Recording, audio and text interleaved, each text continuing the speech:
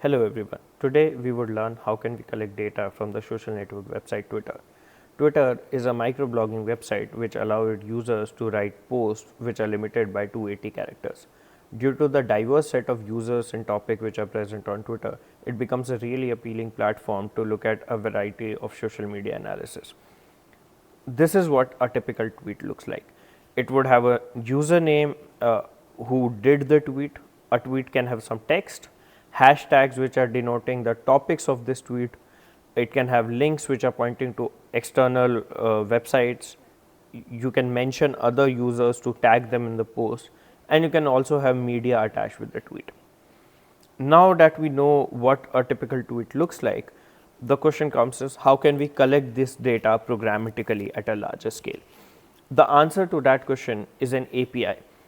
An application programming interface is a method where you can write a program to being able to interact with the application. So in our case, a Twitter API is an interface or a method which we can use to write programs which then would be able to interact with the application of Twitter. To use the Twitter API, you need 4 keys.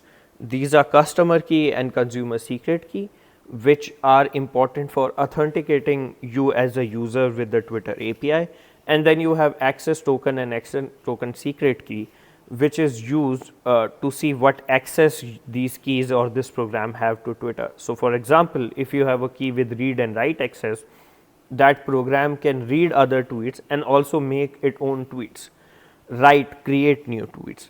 But if you have a token with only read access, you can only read other people's tweet and not create a tweet from your own account. So now the natural question is, how does someone get access to these keys? To create these keys, you would have to go to developer.twitter.com and apply for a developer account. In the process, Twitter would ask you to answer a few questions regarding what do you intend to do with these keys, what kind of applications you want to build based on Twitter, and after answering your question within a week's time, you should have your keys. So now that you have your keys, what all can be performed using Twitter API? Twitter API provides you a rich interface to do a variety of functions like searching for all the tweets which are already made by other people, publishing your own tweets and your own content. If you are an advertiser on Twitter, it lets you put new advertisement, revoke old advertisement, and look at the metrics of your current advertisement, and also engage with other users. Twitter also poses some rate limits on the API to make sure people don't misuse the API in order to hamper day-to-day functioning of Twitter. These rate limits vary from endpoint to endpoint, and you can go to this web page to see what are the exact rate limits. Most of the time these are based on number of requests you can send in a given window of time. Now let's look at the code. In this tutorial, we would mostly focus on how can we retrieve the tweets which are done by other people. To start with, we will need a library called Tweepy, which is a Python wrapper for the Twitter API. You can install it using pip install Tweepy. I am also importing here my keys, which are my consumer keys and my access token keys. They are imported here like this instead of creating a new variable because I want them to be secret. They are sensitive information and you should not make them public. I am also importing the JSON library so we can read and write the tweets as JSON files. So after importing Tweepy, we authenticate ourselves with the API. To start with, we create a OAuth handler object, give it our consumer key and our consumer secret key.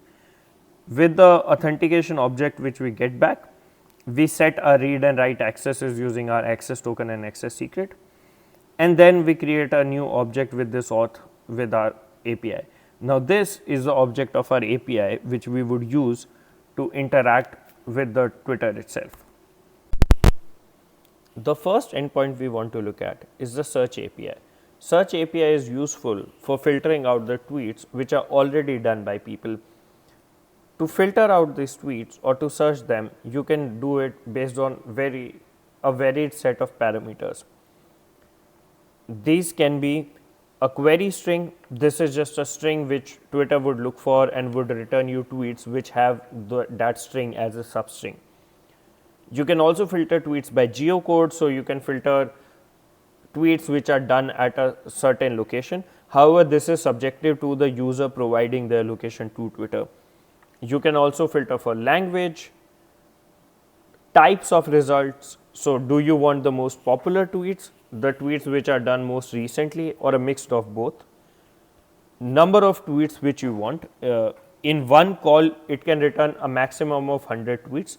You can adjust anything below 100, the number of tweets you want. However, if for the search query there does not exist the number of tweet which you have set the count for, it would return the maximum number of tweets available.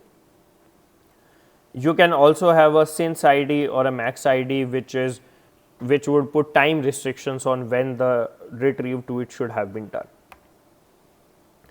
Now, a point worth noting there is Twitter Search API only works for tweets which are done in last 7 days. So, if you are trying to retrieve tweets which are done before last 7 days, the Search API would not work for it. Now, to use it, in this case, we are using 3 filtration methods. We are using query as Serum Institute. Recently, there was an unfortunate fire at Serum Institute of India. We would want to find some tweets which are related to that. We only want tweets which were done in language English.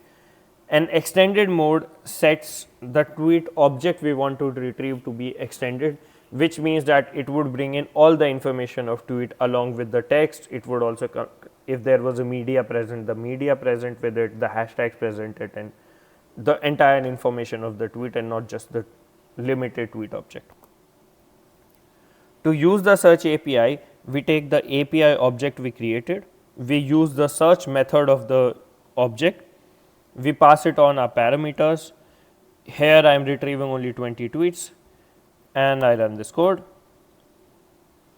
and now search results is a list of 20 tweets you can see. Let's try to look at one of our tweets, and this is how a tweet which is retrieved look like. Retrieved tweet come to us as JSON objects which would have a plethora of information about the tweet. You can see the details of what is present in a tweet object on developer.twitter.com documentation. Now, look at some of the fields which are important which you would retrieve in this JSON.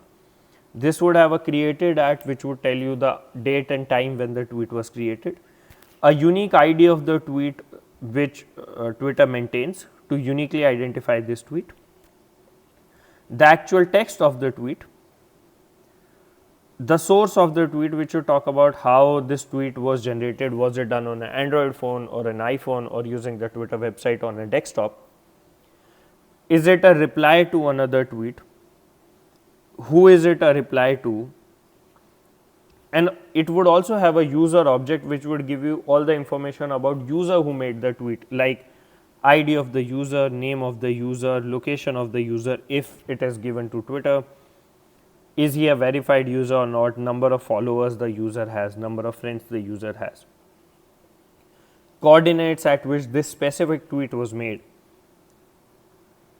etc., etc. Like, was it a retweet to someone, how many number of reply this tweet has, how many number of retweets this tweet has. This is the kind of information every tweet object would bring with it in this large JSON. Based on the analysis you want to do, you would want to filter out the information you want. We would highly suggest you spend some time reading the developer documentation to get a better insight on what all is present. Once we have this tweet, you can dump them to a file or a database for later use. Because these are JSON files or Python dictionaries as we see them in Python, a natural format to dump them as files is a JSON file. Here I am using the JSON library we imported earlier to dump these files as JSON to my hard drive, which I can retrieve later and do analysis on. Now, the next endpoint we would look at is the streaming API. Just like the search API, this is also used to retrieve the tweets. However, the difference is this works on the tweets which are being done right now. So, search API was used to collect tweets which were done in past, whereas streaming API is a live running code which would keep running and keep on collecting the tweets which are being done live at the moment. To use that, you would have to create your own custom class of listener, which would have a function called onStatus, and the onStatus function would tell what to do every time a new tweet is made to your listener. In this case, I am printing that the text of the exact tweet and dumping the entire tweet object in a JSON file so I can refer to it later. Once you have this file, you would want to create a stream object from your from Tweepy, pass it your authentication token and your listener class. And once you have this, you can start filtering tweets. Now, without any kind of filtration, it would pass on to you a large amount of tweets which are being made right now. However, you can also filter these tweets based on all the parameters which we saw before, like languages, like substrings, like geolocation. In this case, again, I am trying to look for tweets which are done on the name of Serum Institute and are in English. And when I run it, now this code would be keep on running till we explicitly stop it, and would keep on collecting the tweets which are being done right now about Serum Institute and drop them into a file. A caveat to note here is streaming API cannot collect all the possible tweets which are made. Twitter only exposes a certain small percentage of tweets which are done on Twitter to the streaming API, and you would only be able to collect tweets which are part of that minor proportion. To recap, in this class we looked at what is Twitter and the Twitter API, how you can apply to a Twitter developer account, get your keys for accessing the API. We also looked at Tweepy, which is a Python wrapper for the Twitter API, and explored two popular endpoints: Search API, which lets you collect Twitter data for the tweets which are already being made, and the Streaming API, which lets you collect Twitter data on live basis. Thank you.